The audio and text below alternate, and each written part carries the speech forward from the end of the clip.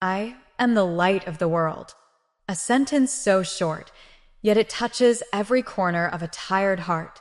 From the very beginning of time, God used light as the first sign of life and order. Let there be light wasn't just the start of creation, it was the start of hope. And when Jesus stood in the dusty streets of Jerusalem centuries later, he was echoing that same moment. He wasn't offering just a religion. He wasn't offering rules or rituals. He was offering a way out of darkness. And we all know what darkness feels like. Sometimes it's not physical. It's the quiet kind, the one inside. The darkness of guilt that keeps returning. The darkness of confusion when life doesn't make sense. The darkness of loneliness, even when you're surrounded by people. The darkness of fear that shows up uninvited at night. The darkness of past mistakes that you wish you could go back and erase. Jesus didn't say, "I bring light." He said, "I am the light," which means his presence is the light itself. Where he enters, darkness doesn't get to negotiate. It just leaves. The world before the light came. Imagine the world before Jesus arrived. No savior, no cross, no empty tomb. Only laws, sacrifices, prophets, warnings, and waiting, so much waiting. People stumbled through life trying to please God, often failing, often feeling unworthy and distant. It was like a world walking through a long night, a night filled with fear, superstition, oppression, suffering, sickness, and hopelessness. And into that world walked a poor carpenter from Nazareth. No crown, no army, no wealth, nothing impressive by human standards. Yet wherever he went, the air changed, like the moment the sun rises and the cold fades. You can almost feel the warmth before you even see the light. That's what Jesus did. He stepped into a dark world and people noticed. Sick bodies found healing. Broken hearts found comfort. Sinners found forgiveness instead of shame. Outcasts found a friend where they least expected. The forgotten found someone who remembered their name. Light doesn't try hard to be noticed. It simply shines. And that's exactly what Jesus did. The day Jesus spoke the words. The moment Jesus said, "I am the light of the world," happened during a Jewish festival called the Feast of Tabernacles. At night, people lit giant lamps in the temple courtyard. The whole city glowed. It was beautiful, a reminder of how God guided Israel with a pillar of fire during their wilderness years. Imagine that scene. Hundreds of flames flickering, families laughing, children running around, old men remembering the past, the smell of oil lamps in the air, the glow reflecting on every face. And right there, Jesus stood and declared loudly, "I am the light of the world. Whoever follows me will never walk in darkness, but will have the light of life." Think about the boldness of that. He said this while standing in a place full of lamps. He wasn't impressed by human-made light. He wasn't pointing to fire. He was pointing to himself, as if he was saying, "These lamps will go out. Your festivals will end. Your rituals will fade. But the light I give, it never dies." What his light actually means for you. Jesus' light isn't like sunlight that rises and sets. It isn't like a lamp that depends on oil. It isn't like a torch that burns out. His light is something deeper, more human, more intimate. One, his light exposes what hurts you, so he can heal it. Sometimes we hide things inside us: anger, trauma, regret, bitterness. Jesus doesn't expose them to shame you. He shines so you can finally breathe again. Two, his light guides your decisions. When life gets confusing, his voice becomes like a soft glow on the road ahead, helping you take the next step. Three, his light brings peace to anxious hearts. You know that feeling when electricity suddenly comes back after a blackout? That instant relief? That's what his presence does to worry. Four, his light defeats the darkness of sin. Not with condemnation, but with forgiveness. Not with punishment, but with cleansing. Five, his light stays even when people leave. Friends may walk away. Family may disappoint. But his light doesn't switch off. It stays. Six, his light gives you identity. The world names you by your mistakes. Jesus names you by your potential. A real story. When light touched a broken woman. One of the most powerful examples of this light is the story of the woman caught in adultery, dragged into a crowd, humiliated, accused, surrounded by religious leaders holding stones, her life hanging by a thread. That moment was pure darkness. But what did Jesus do? He didn't shame her. He didn't join the crowd. He didn't repeat her sins. He simply knelt down and wrote in the dust, as if he was gently brushing her shame away. Then he stood up and said, "Whoever has no sin, throw the first stone." Silence. One by one, the stones dropped. Footsteps faded. The crowd disappeared. In that moment, she was standing face to face with the light of the world. A woman drowning in darkness, suddenly seeing hope. Jesus looked at her and said, "I do not condemn you. Go and sin no more." The light didn't just save her life. It gave her a new one. Light for today's darkness. Maybe your darkness looks different. Maybe it's depression that won't leave. Maybe it's financial stress that keeps you awake at night. Maybe it's loneliness that you don't talk about. Maybe it's sins that eat you from the inside. Maybe you're tired of pretending you're okay. Maybe life feels heavy and you don't know where to turn. Jesus' light isn't only for ancient stories. It's for today. For this moment. For you. He doesn't say, "Fix your darkness first, then come to me." He says, "Come as you are. I'll bring the light with me." Walking in the light. Jesus didn't say, "Look at the light." He said, "Follow me." Following him means trusting his voice even when you don't see the full picture. It means choosing his ways even when they're harder. It means letting his truth touch deep places inside you. It means opening your heart little by little and letting light slowly replace the shadows. Walking in his light doesn't make life perfect, but it makes life possible and peaceful and meaningful. Because when Jesus is the light of your world, you're never truly alone. You're never truly lost. You're never without hope. A soft reminder before we close part 1. Light doesn't scream. It doesn't force its way in. It simply shines. And if tonight your soul feels tired, heavy, or confused, just whisper his name, Jesus. Even that small whisper is like opening the curtains just an inch, and the light begins to pour in. He is not just a teacher. He is not just a prophet. He is not just a historical figure. He is the light of the world. And when his light enters your life, the darkness doesn't stand a chance. There's a quiet truth most people discover only after a few painful seasons of life. Sometimes the hardest journey isn't the one outside, it's the one happening inside you. You wake up, go through the motions, smile when needed, but deep down, something feels dim, like your heart is trying to find a way through a fog, like something inside you is searching for a switch that's gone missing. That's when the message of Jesus as the light of the world becomes more than a verse. It becomes personal. It becomes a lifeline, because light isn't only something you see. Sometimes it's something you feel. And when Jesus said, "Whoever follows me will never walk in darkness," he wasn't speaking poetry. He was describing a relationship, one where his presence becomes the lamp you carry through every valley, every heartbreak, every confusing chapter. Part 2 is about that journey, about what it really means to walk with the light. When the light moves from around you to inside you, there's a moment every believer reaches at some point. It's when they realize Jesus isn't just a savior who forgives sins. He's a companion who walks with them, not above them, not far away, with them. We often imagine Jesus shining like a spotlight, bright, powerful, distant. But the truth is softer than that, and somehow stronger. His light is like the first ray of sunlight that touches your face in the morning. Gentle, warm, quietly reassuring. And something beautiful happens when that light enters your heart. You begin to see yourself differently. Not the version defined by mistakes. Not the version shaped by failure. Not the version bruised by people's opinions. You start seeing the person he has always seen. Someone worth saving, worth guiding, worth loving.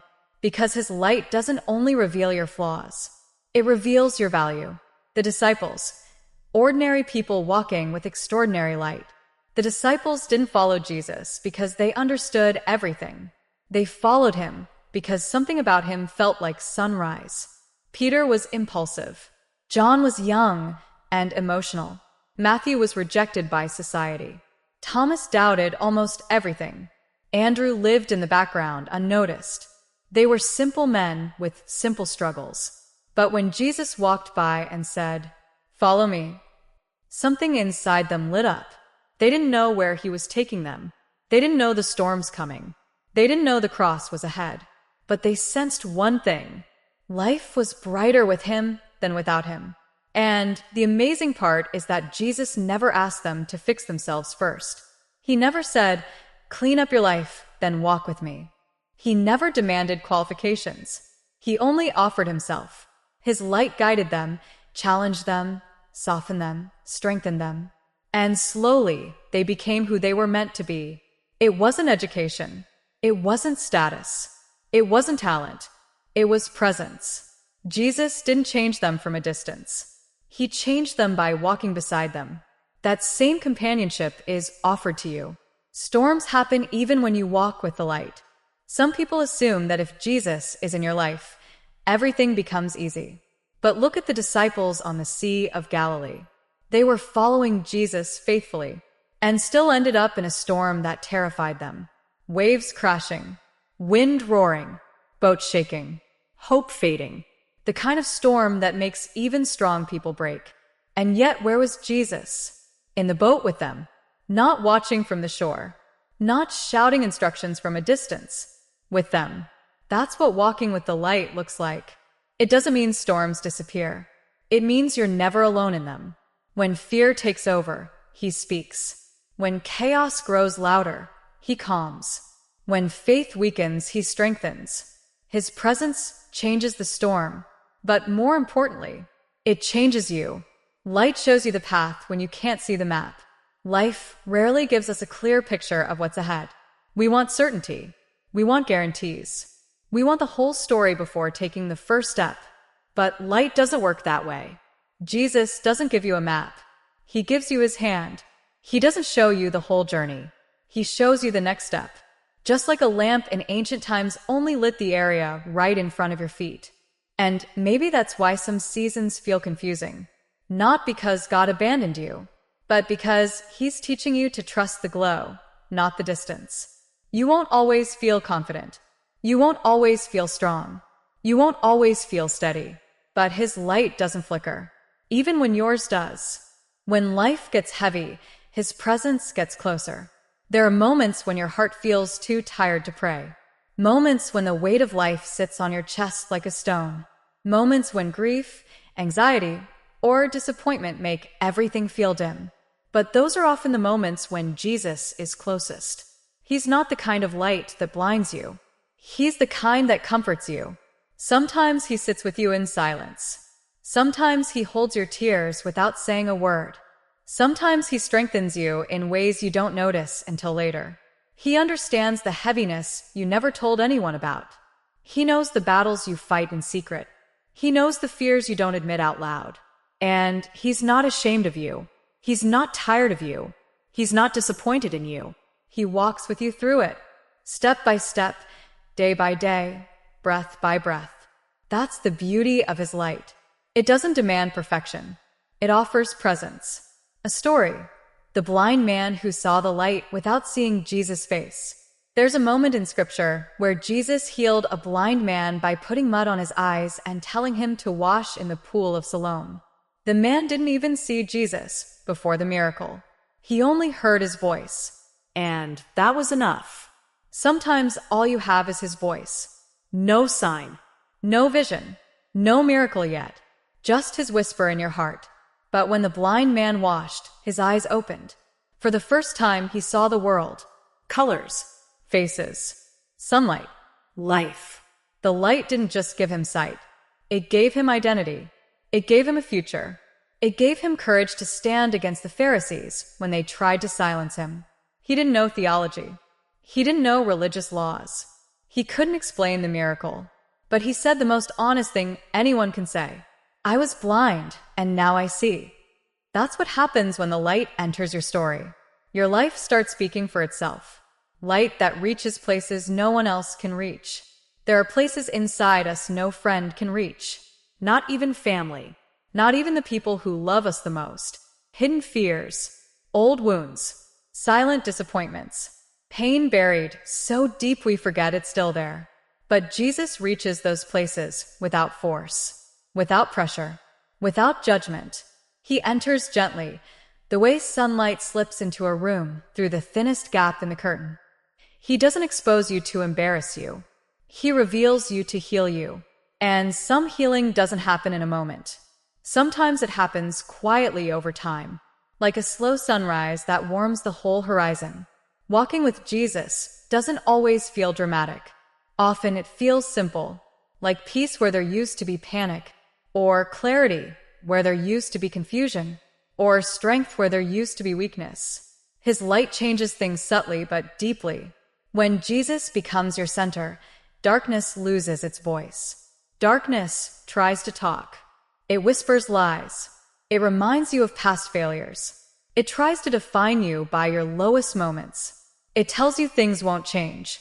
But when your heart stays close to Jesus, those voices start losing power. Because his presence speaks louder. You are loved. You are forgiven. You are not alone. You are chosen. You are held. You are seen. Darkness may still try to intimidate you, but it cannot rule you. Not when light lives inside you. A gentle promise for your journey. Jesus didn't promise you a life without difficulty. He promised you a companion who never leaves. He promised peace that doesn't make sense on bad days. He promised hope that survives storms. He promised strength that grows in weakness. He promised light that no darkness can overcome. You may feel like you're still learning how to walk with him. That's okay. The disciples did too. You may feel like your faith flickers. That's okay. His doesn't. You may feel like you're not always consistent. That's okay. His love is. The journey isn't about being perfect. It's about staying close. Because the light of the world is also the light that walks beside you. The moment light begins to rearrange your heart, you don't always notice it immediately. Nobody wakes up one morning and says, "Oh, look, I'm transformed." No. It usually begins with something small. A softened tone in a moment you would have snapped. A quiet prayer instead of panic. A new patience you didn't used to have. A little more compassion than you expected. A sense of peace in a place that used to feel heavy. It's almost like Jesus cleans one corner of your heart at a time. Not rushing, not forcing, just loving you into wholeness. Over time, your reactions change. Your thoughts change. Your motives change. Your desires change. His light rearranges you from the inside. And the beautiful thing? You don't become someone else. You become the version of yourself God intended from the start. Letting go of the shadows you carried for years. Everyone has shadows inside them. Old habits, secret fears, buried pain, unhealthy thoughts, deep wounds, silent struggles.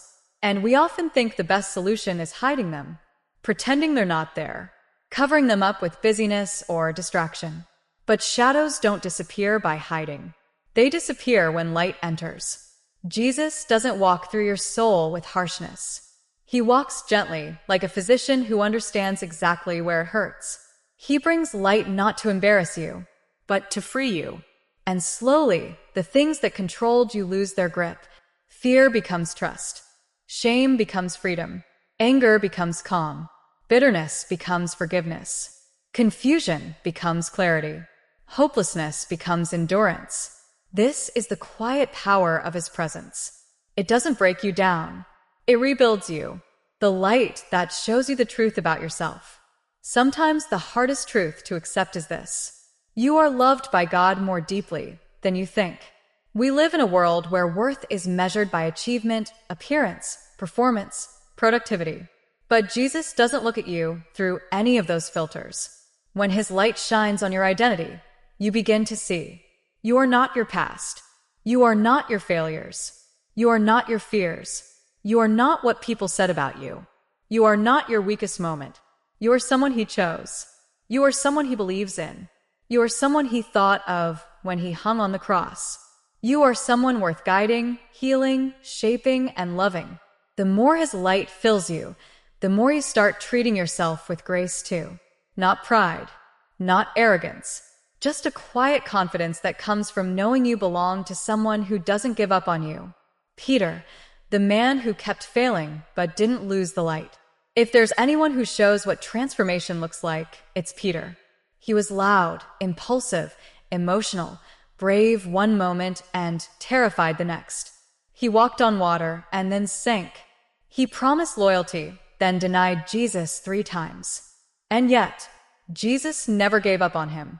After the resurrection, when Peter was drowning in guilt, Jesus didn't scold him. He didn't bring up his failures. He didn't shame him. Instead, he asked one simple question. Do you love me? Not why did you deny me? Not why were you afraid? Just do you love me? That's the question light always asks. Not to condemn you, but to pull you back into grace. Jesus restored Peter, rebuilt him, reignited him. And the Peter who once couldn't stand before a servant girl later preached boldly to thousands. What changed? Not his personality, not his education, not his strength. His light became anchored in Jesus instead of his own abilities. That's what the light of the world does. It turns weakness into strength, shame into testimony, fear into purpose. The light that teaches you how to love. Real transformation isn't just about becoming better. It's about becoming more like Jesus, especially in how you treat people. Because walking with the light means learning how to love like the light. That means being kind even when others aren't, forgiving when it's hard, speaking gently when emotions run high, listening when someone needs to be heard, helping without expecting anything back, choosing peace instead of winning arguments, seeing people the way God sees them. And here's the truth. You won't always get it right, but even in the moments you fall short, His grace lifts you up and keeps shaping you. Loving like Jesus doesn't mean you become perfect. It means you become aware. Aware of your tone, your impact, your responsibility, your influence. Every step you take with Him teaches your heart something new. When His light helps you make better choices. One of the strongest changes the light brings is wisdom, not human intelligence, but spiritual clarity. We live in a noisy world. Everyone has opinions. Everyone has advice. Everyone is shouting something. It's easy to get confused. It's easy to take the wrong path. It's easy to get pulled by emotions, pressure, or fear. But when you walk closely with Jesus, something shifts inside you. You begin to sense when something isn't right. You begin to feel peace when you're moving in the right direction. You begin to recognize His voice above the noise. You begin to pause before reacting. You begin to choose long-term peace over short-term pleasure. You begin to see danger before stepping into it. His light becomes like a compass, quiet but unmistakable. He guides without shouting. He steers without forcing. He leads without controlling. And every wise choice you make becomes another step toward the person He is shaping you into. The light that heals old wounds. Some wounds heal quickly. Others take years. Trauma, betrayal, rejection, heartbreak, they leave deep marks. And many people never deal with them. They bury them. They pretend. They avoid. They distract. But Jesus doesn't want you to live with hidden wounds. He wants to heal them. His light reaches the places you've closed off. Places you don't talk about. Places you don't understand yourself. And He doesn't heal with pressure. He heals with presence. Like a gentle light touching scarred skin. He softens what was hardened. He comforts what was hurting. He restores what was broken. Healing doesn't erase your story. It rewrites it with grace. You begin to see that what once hurt you deeply now becomes a testimony. A reminder of how far you've come. And how faithfully the light walked with you through the darkness. Transformation that others begin to notice. There's something amazing about true spiritual growth. You don't have to announce it. People see it. They feel it. They notice it. They see peace in your eyes. They hear gentleness in your voice. They sense strength in your calmness. They feel warmth in your presence. They admire wisdom in your decisions. The light inside you starts shining without effort. Jesus said, "A city on a hill cannot be hidden." He wasn't talking about talent. He was talking about transformation. A life touched by his presence naturally shines. Not perfectly, not loudly, not showy, just genuinely. People around you begin to feel hope because you carry hope. They feel safe because you carry peace. They feel encouraged because you carry love.